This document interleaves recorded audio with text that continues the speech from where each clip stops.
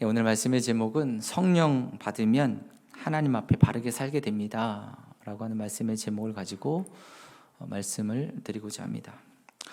여러분, 성령 받음은 하나님의 선물입니다. 하나님이 우리가 받고 싶다고 해서 받는 게 아니라 하나님이 주셔야 받는 선물이죠. 그래서 성령을 받는 것은 은혜입니다. 빌립을 통해서 사마리아에 복음이 전해졌고 그곳에 표적과 기사가 나타나고 그리고 그곳에 예수님을 영접하고 세례를 받는 사람들이 있었습니다.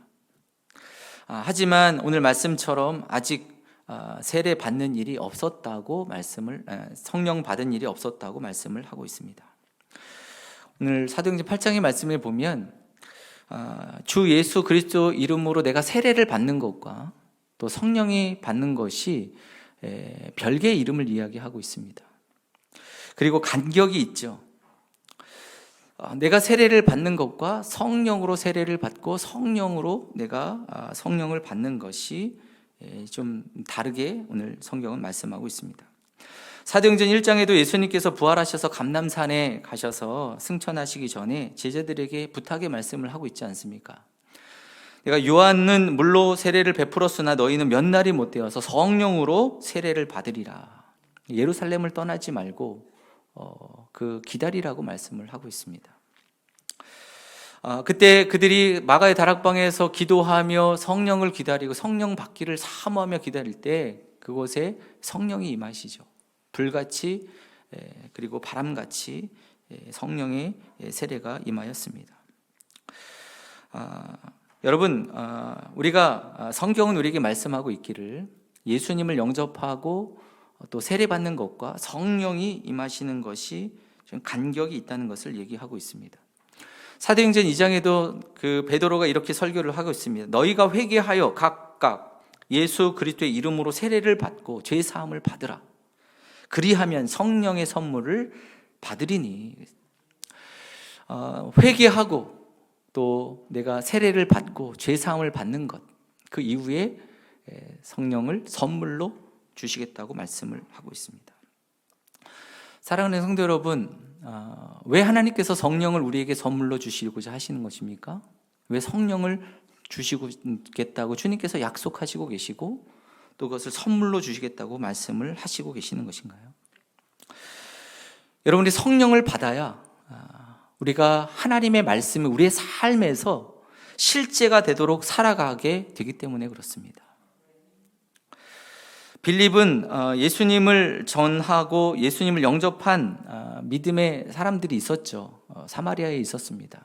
그렇지만 그들이 베드로와 요한이 와서 그곳에 성령의 안수하면서 성령이 임하기를, 성령을 받기를 기도하고 있습니다. 여러분, 우리가 그 세례를 받습니다. 하나님 앞에서 또 교회 앞에서 또 성도들 앞에서 내가 예수 그리스도를 따르겠다고, 예수님을 나의 구주로 주인으로 섬기겠다 결단하고 고백하는 것이 세례죠. 사랑하는 성도 여러분, 그런데요, 내가 결심했다고 그렇게 살게 됩니까? 정말 내가 그렇게 주님의 뜻대로 살겠다고 마음은 다짐하고 결심했는데 그것대로 살아가게 되어지던가요? 때로는 우리가 작심삼일이 될 때가 있습니다. 내가 정말 그렇게 살기를 바라고 고백하고 또 결단을 했지만 그렇지 못하는 거죠. 예수님께서 죽게 되었을 때 제자들을 향하여서 나를 위해서 기도해 달라라고 예수님이 말씀하실 때 제자들이 또 잠에 쿨쿨 잠을 자게 됩니다. 마음은 아니었겠죠. 그래서 예수님이 말씀하시지 않습니까? 마음은 원이로되 육신이 약하다. 여러분, 믿음의 그리스도인들, 믿음의 제자들이 정말 이렇게 마음은 원이로되 육신이 약하다, 이 수준으로 삶을 살기를 주님 원하시지는 않으실 것입니다. 주님께서 우리에게 원하시는 것은 그것을 뛰어넘어 정말 주님의 말씀대로 그 삶을 살아가는 하나님의 사람들이 되기를 원하시는 거죠. 여러분, 동의하십니까? 예수님께서 그래서 나다나엘을 향하여서 그렇게 말씀하시잖아요. 네가 나를 본고로 믿느냐? 너가 나보다 더 큰 일을 하리라 라고 주님께서 약속을 하시고 말씀하시잖아요. 베드로를 향하여서도 네가 반석이다, 반석. 제자들과 성도들에게 주님은 말씀대로 하나님의 말씀을 따라서 그 진리의 말씀을 따라서 행하기를 원하시는 거죠. 그래서 성령을 우리에게 주시는 겁니다. 요즘에 그 신한은행 그 광고가 이렇게 동영상에 그 인터넷 보다 보면 이렇게 뜨게 되는데, 거기에 이렇게 얘기를 하죠. 정상에 오르고 싶다는 생각만으로 정상에 오를 수 있는 게 아니야. 올라야지. 홈런을 치고 싶다는 생각으로 홈런을 쳐야지. 관심이 있어서 잘하게 되는 게 아니야. 잘해야지. 잘하고 싶다는 생각으로 잘하는 게 아니야. 해. 생각만으로는 아무것도 아니야. 해야지. 여러분, 주님이 우리에게 원하시는 것은 우리의 신앙생활, 믿음의 삶이요, 그저 생각만으로, 결심만으로, 고백만으로 끝나는 게 아니라 우리가 예수님의 장성한 분량에 이르기까지 성장하고 믿음의 삶을 살아가기를 주님은 원하시고 계시는 줄로 믿습니다. 여러분, 우리가 요번에 이제 김장철이잖아요. 김장을 또 많은 분들이 하셨을 텐데, 네, 김장해야지 한다고 해서 김장이 되어가지고 냉장고에 들어가 있는 것이 아니지 않습니까? 배추도 절이고 무도 썰고 양념을 해서 배추에다 그 속을 넣고서 김장을 해야죠. 그리고 냉장고에 넣어야 되지 않습니까? 그것이 김장이 되어질 때 그 배추가, 그 김치가 내 앞에 실제가 되는 것 아니겠습니까? 여러분, 그 실제가 된 그 김치를 먹을 때마다, 맛있게 먹을 때마다 얼마나 기분이 좋아요. 밥을 먹고 김치 하나만 먹어도 아삭아삭거리면서 맛있게 그 밥을 먹자는, 행복하지 않아요? 든든합니다. 내가 이 겨울 내가 정말 든든하게 잘 날 것 같다. 그 평안함이 우리 안에 있지 않습니까? 여러분, 우리가 하나님의 말씀도 마찬가지죠. 하나님의 말씀이 성령을 우리에게 주시는 이유가 뭐냐면, 내가 권능을 받기를 주님 원하시는 거죠. 그래서 그 말씀대로 행하고 그 하나님의 나라가 우리 안에 실제가 되기를 원하시는 것이죠. 예수님이 말씀하십니다. 오직 성령이 너에게 임하시면 너희가 권능을 받고 예루살렘과 온 유대와 사마리아와 땅끝까지 이르러 내 증인이 되리라. 증인된 삶을 살아간다는, 권능의 삶을 살아간다는 겁니다. 능력의 삶을 살아가게 되어지는 것이죠. 사랑하는 성도 여러분, 성령의 충만함을, 성령으로 충만한 은혜가 있는 믿음의 성도들이 되시기를 축원합니다. 여러분, 우리가 성령을 받아야 교만에서부터 깨어지는 것입니다.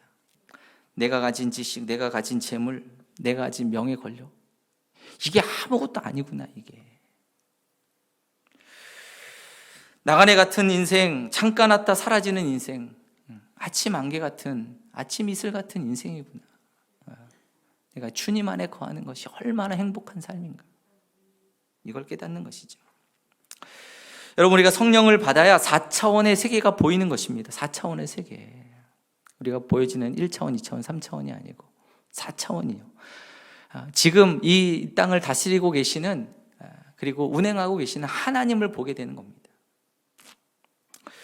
하나님이 보여지는 것이죠. 그리고 하나님의 말씀의 지혜가 얼마나 위대한가, 말씀의 가치가 얼마나 대단한가, 이것이 보이는 것입니다. 그래서 여러분, 성령을 받으면요, 우리가 주님의 말씀을 따라서, 그 말씀의 진리를 따라서 살아가게 되는 겁니다. 성령 안에서 나아갈 때 하나님이 기뻐하시는 그 삶을 살도록 성령께서 나를 인도하시는 거죠. 지난주에 그런 말씀을 드렸습니다. 우리가 싸우는 싸움의 치열한 전쟁터는 어디인가? 우리가 사회가 직장이 전쟁터이기도 하지만, 참으로 우리가 사는 삶의 가장 치열한 전쟁터는, 가장 격렬하고 치열한 싸움은요, 내 안이죠. 내 내면입니다. 바울이 로마서 7장에서 말씀을 하고 있지 않습니까? 내가 한 법을 깨달았노니 곧 선을 행하기 원하는 나에게 악이 함께 있는 것이라. 내 속사람으로는 하나님의 법을 즐거워하되 내 지체 속에서 한 다른 법이 내 마음의 법과 싸워 내 지체 속에 있는 죄의 법으로 나를 사로잡는 것을 보는도다. 내 마음 가운데 죄의 법과 하나님의 법이 싸우는 거죠. 그런데 여러분, 성령이 내 안에 임하시고 나와 함께 하시고 성령께서 임하셔야지만 내가 이 모든 죄의 법을 이기고 생명의 성령의 법으로 이 죄의 법에서 해방되어지는 그 삶을 살아가게 되는 것이죠. 성령의 임재로 우리가 하나님의 법을 따라, 생명의 성령의 법을 따라 삶을 살게 될 줄로 믿습니다. 사랑하는 성도 여러분, 그러기에 성령을 사모하시고 성령을 충만을 받는 믿음의 성도들이 되시기를 간절히 소망합니다. 성령을 누가 받느냐? 오늘 성경에서 물론 우리가 예수님을 영접하고 세례를 받고 제사함 받는 자에게 성령을 선물로 주님 주신다고 말씀을 하시고 계십니다. 근데 오늘 사도행전 8장에 한 가지를 더 말씀을 하고 있어요. 성령을 선물로 하나님께서 주시는데, 하나님이 성령을 선물로 주시는 자가 어떤 자에게 주시냐 하면 하나님은 순전한 자에게 주십니다. 사마리아에 예수님을 영접하고 세례를 받는데요, 많은 성도들이 정말 사도들이 안수할 때 성령을 받았지만 성령 받지 못한 자가 있죠. 시몬입니다. 마술사 시몬. 그는 분명 예수님을 영접했습니다. 또 예수님을 이름으로 세례를 받았습니다. 그렇지만 성령이 임재가 있지 않죠. 시몬이 사도들에게 돈을 주면서 나도 이런 권능을 내게 주소서, 누구든지 안수하면 성령을 받게 해주십시오. 베드로가 그에게 이렇게 얘기합니다. 내가 하나님의 선물을 돈 주고 살 줄로 생각하느냐? 내 은과 내가 함께 망할지어다. 베드로는 시몬을 향하여서 하나님 앞에서 내 마음이 바르지 못하다, 네가 순전하지 못하다고 오늘 책망하고 있습니다. 여러분, 순전하다는 것은 무엇을 말하는 것입니까? 국어사전에 보면 순전하다는 것은 순수하고 온전하다, 완전하다라고 하는 의미가 있습니다. 다시 말하면 꾸밈이 없다는 거예요. 정직하다, 거짓이 없는 모습을 말하는 것입니다. 예수님은 너희가 어린아이와 같이 되지 아니하면 결코 천국에 들어가지 못한다고 말씀을 합니다. 천국은 이런 자의 것이다. 순전한 어린아이를 보는 거죠. 베드로 역시 베드로전서 2장 2절에 보면 갓난아이들 같이 순전하고 신령한 젖을 사모하라. 이는 그로 말미암아 너희로 구원에 이르도록 자라게 하려 함이라. 여러분, 순전한 자에게 주님께서 성령을 선물로 주시는 거예요. 성령의 충만함을 주시고 날마다 주님의 말씀을 따라서, 주님을 따라서 살아갈 수 있는 능력을 공급하시는 것이죠. 시몬은 그 마음에 예수님을 영접한 것이 순수하지 않았습니다. 그에게 있어서 예수님을 영접하고 세례를 받는 것은 거기에 있는 사마리아에 있는 사람들에게 영향력을 미치고 싶어서 그렇습니다. 사람들에게 마음을 사로잡기 위해서, 그들의 관심을 얻기 위해서 그 예수님을 영접한 거죠. 순수하지 못합니다. 또 예전에 마술사로 그 사람들로부터 인정을 받고 또 인기를 누렸던 그 마음이 그 속에 녹아져 있는 것입니다. 순수하지 못하죠. 그래서 성령을 선물로 받지 못합니다. 사랑하는 성도 여러분, 우리가 신앙생활 할 때에도, 우리가 믿음의 길을 걸어가면서 우리가 신앙생활 할 때에도 순전함으로 신앙생활 할 때 성령께서 임하시고 성령이 나를 인도하시고 성령을 따라 내가 믿음의 길을 걸어가도록 권능의 삶을 살도록 우리를 이끄실 것입니다. 그런데 여러분, 신앙생활 하면서 내가 그 장사할 목적으로 교회를 오고 내가 정치적인 목적으로 인맥을 쌓으려고 그런 목적을 가지고 우리가 신앙생활 하면요, 하나님의 은혜를 받지를 못하는 거예요. 성령의 은혜를 받지를 못해요. 하나님이 우리에게 주시고자 하시는 정말 하나님의 은혜를 누리지 못하는 것입니다. 지금도 내 인생 가운데의 문제를 진지하게 고민하면서 하나님을 찾는 자들에게는 하나님께서 성령을 부어주십니다. 그래서 예수님이 말씀하시잖아요. 너희가 악할지라도 좋은 것을 자식에게 줄 줄 알거든. 하물며 너희 하늘에 계신 아버지께서 구하는 자에게 성령을 주시지 않겠느냐. 성령을 주시지 않겠느냐. 사랑하는 성도 여러분, 우리가 순전함으로 주님 앞에 나아갈 때 주님께서 우리 가운데 성령을 선물로 주실 줄로 믿습니다. 그러니까 주님의 말씀을 따라, 주님의 그 뜻을 따라 살아갈 수 있는 권능과 힘을 우리에게 주시는 것이죠. 아마도 여기 있는 우리 백성모학교의 성도님들 한 분도 또 순전하지 못한 마음으로 신앙생활 하시는 분 한 분도 없으리라고 믿습니다. 순전한 마음으로 주님 앞에 나아갈 때 성령을 주시고 성령의 충만함으로 지금 처한 현실과 그 상황 속에서 하나님 담대하게 하시고 피할 지혜도 주시고 또 이길 힘을 주십니다. 고난 중에는 견딜 인내의 열매도 성령께서 주시는 줄로 믿습니다. 욥은 순전한 사람이었습니다. 성경에 보면 욥을 향하여서 이렇게 얘기하죠. 온전하고 정직하여 하나님을 경외하며 악에서 떠난 자라라. 그는 순전한 자로 주님을 섬깁니다. 그가 순전하였기 때문에 사단은 그를 공격하죠. 여러분, 사단은요 순전한 자를 공격합니다. 시기합니다. 그래서 시험하는 거죠. 사단은 하나님을 향하여서 이렇게 욥을 참소하지 않습니까? 그가 까닭 없이 하나님을 경외하겠습니까? 다른 말로 얘기하면 목적 없이 하나님을 경외하겠습니까? 다른 목적이 있겠죠. 하나님이 주시는 그 재물이 있고 형통함이 있고 다른 뭔가를 주시니까 그래서 하나님 경외하는 거 아닙니까? 그래서 하나님의 허락을 받고 욥을 시험하고 있지 않습니까? 재산도 다 가져가 버리고 그것도 모자라서 자녀들도 다 가져가고 그리고 또 그의 몸에 종기까지 나면서 몸이 아프기 시작을 합니다. 여러분, 그런데 그 가운데에서 그는 온전함을 지키고 순전함을 지키고 주님을 섬기고 있습니다. 하나님께서 그를 보시고 이렇게 기뻐하시죠. 그는 여전히 자기의 온전함을 굳게 지켰느니라. 하나님을 향해서 순전했다는 거예요. 온전함을 하나님 앞에 지켰다라고 말씀을 하고 있습니다. 그러니 그 순전한 그 욥에게 하나님께서 그 고난과 역경을 이길 힘을 주시고 인내하게 하시고 또 하나님께서 그의 삶을 회복시키시고 계십니다. 초대교회 성도들 순전한 마음으로 날마다 함께 모여서 떡과 음식을 나누고 기쁨으로 하나님을 찬미하였다고 말씀하고 있습니다. 여러분, 오직 주님을 향하여서 순전한 마음으로 나아갈 때 하나님께서 그들에게 성령의 충만함을 주시고 주님을 따라 행할 수 있는 능력과 힘을 허락하시는 거죠.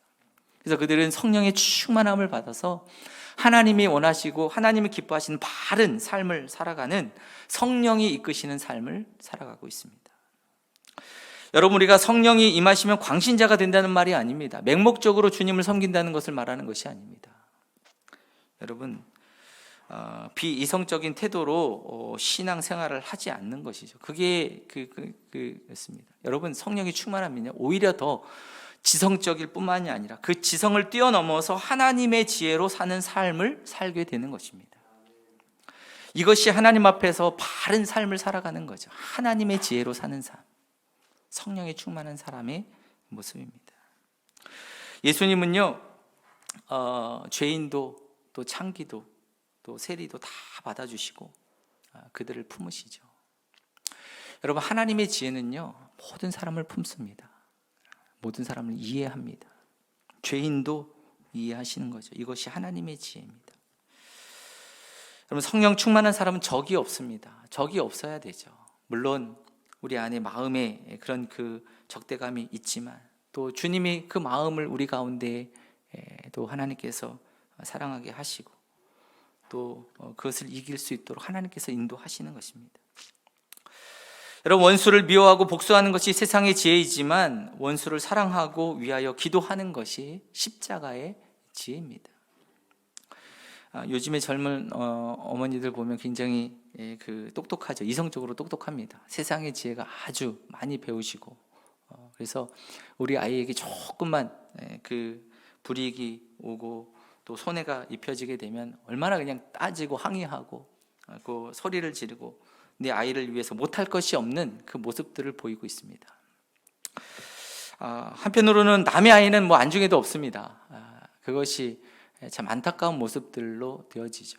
그렇지만 여러분, 우리가 한 걸음 더 나아가서 세상의 지혜를 넘어서 하나님의 지혜로 나아가면 공동체도 보이고 사회도 보이고 국가도 보이는 거죠. 더 많은 사람들을 품게 되는 것입니다. 사실 우리 둘째 아이가 초등학교 다닐 때 거기 이제 보육원, 이제 보육원이라고 안 하는데 이든 아이벨이라고 하는 곳에 있는 아이를 선생님이 맡긴 거예요. 우리 그 둘째 아이가 좀 아이들에게 이제 활달하고 잘 챙겨주고 하니까 맡긴 거예요. 근데 그 한편으로는 마음 가운데 그런 생각이 드는 거예요. 불편한 마음이 목사인 저에게도 들어오더라고요. 아니, 그 선생님이 옆에서 이렇게 잘 챙겨줘야지 왜 애한테 그거를 맡기고 계시는가라고 하는 좀 부족하고 또 하는 아이에게 여러분 그 마음이 드는 거죠. 이성적인 판단은 그렇습니다. 그렇지만 하나님의 마음은 아니죠. 그래, 우리 딸이 더 똑똑하네, 더 모범적이네, 또 누군가로부터 무엇인가를 배울 수 있는 아이와 함께 다니고 친구가 되는 것이 좋지만 연약하고 또 어렵고 또 아이를 돕고 또 하는 것이 또 하나님의 은혜지. 이것이 하나님의 지혜죠. 또 그들을 이해하고 품을 수 있는 마음을 갖는 것이 하나님의 지혜로 사는 삶의 모습일 줄로 믿습니다. 여러분, 일본에 가면요 독특한 식당이 하나 있다 그래요. 식당의 이름은 주문 실수가 넘치는 식당입니다. 이 식당은 도대체 장사를 할 마음이 있는 것인지, 라면을 시키면 우동이 나오고 햄버거를 시키면 만두가 나오고, 여러분, 그래서 그 주문을 한 사람들이 내가 잘못 시켰나? 그래서 종업원을 불러가지고 다시 그 주문을 확인을 하고, 근데 주문을 맞거든요. 근데 나오는 것이 엉뚱한 것이 나옵니다. 여러분들은 어떠십니까? 내가 식당에 가가지고 주문한 것이 안 나오고 다른 메뉴가 나오면 어떠시겠어요? 막 종업원 불러가지고 아니 뭐 이게 뭐냐고, 또 주인 나오라고, 매니저 나오라고 불러댈 수도 있겠죠. 근데 이 식당은요 특별한 이유가 있습니다. 왜냐하면 아르바이트생들이 누구냐면 치매가 있는 할머니들입니다. 그러다 보니 할머니들은 주문을 받고 열심으로 주문을 받아서 하지만 실수가 다반사고, 또 주문을 한 대로 주문이 안 나오는 경우도 많은 거죠. 이분들은 최선을 다합니다. 그리고 웃으면서 참 열심히 일합니다. 하지만 주문한 것이 제대로 안 나올 때가 다반사인 거죠. 사랑하는 성도 여러분, 우리가 세상을 이성으로가 아니라 정말로 하나님의 지혜로 사는 사람들은 그분들까지도 가슴으로 이해하는 사람들일 것입니다. 그 서울여대 그 장경철 교수님께서 흔적 신앙이라고 하는 그 책 가운데 이런 이야기를 하고 있습니다. 하나님의 계시, 말씀과 행위는 모두가 하나님께서 자기 자신을 제안하셨기 때문에 가능한 것입니다. 하나님께서 자기 방식대로 자기의 언어로 말씀하셨다면 우리는 알아들을 수가 없을 것입니다. 하지만 우리는 하나님의 말씀을 들을 수 있습니다. 하나님께서 당신의 말씀을 우리의 청각의 주파수에 맞춰주시고 우리의 언어에 따라서 이해하도록 자신을 제안하셨기 때문입니다. 여러분, 우리가 그 주님을 이해하고 알게 되고 믿게 되고 정말 주님의 은혜 아래에 거하게 되는 것은 하나님께서 자기 자신을 제안하셨기 때문이죠. 하나님이 인간을 위해서 제안하신 가장 큰 일이 무엇인가? 이 땅에 인간의 몸으로 이 땅에 예수님이 오신 겁니다. 그리고 십자가에서 모든 고난과 수치와 모욕을 다 당하시고 우리를 위해서 십자가를 지신 십자가의 지혜, 하나님의 지혜가 우리를 사랑하신 하나님의 가장 큰 일이시죠. 여러분, 이것은 우리를 이해하셨기 때문에 그렇습니다. 죄인인 우리, 주님 앞에 나아갈 수 없는 죄인인 우리를 이해하시고 주님이 먼저 우리에게 다가오신 것이죠. 사랑하는 성도 여러분, 우리가 순전함으로 주님을 믿는 믿음의 성도들이 되시고 성령으로 충만한 믿음의 성도들이 되시기를 간절히 바랍니다. 성령을 선물로 받은 하나님의 사람들은 세상 속에서 세상의 지혜가 아니라 하나님의 지혜로 살아가는 하나님의 사람들일 것입니다. 그러기에 세상의 지식을 뛰어넘어 하나님의 지혜로, 십자가의 지혜로 사랑하고 이해하고 주님의 그 뜻을 따라 삶을 살아가시는 복된 저와 여러분들이 되시기를 간절히 축복합니다. 함께 한번 기도하겠습니다.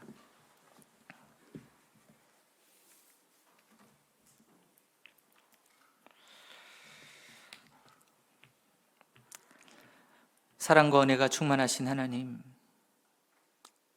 우리가 참으로 연약하고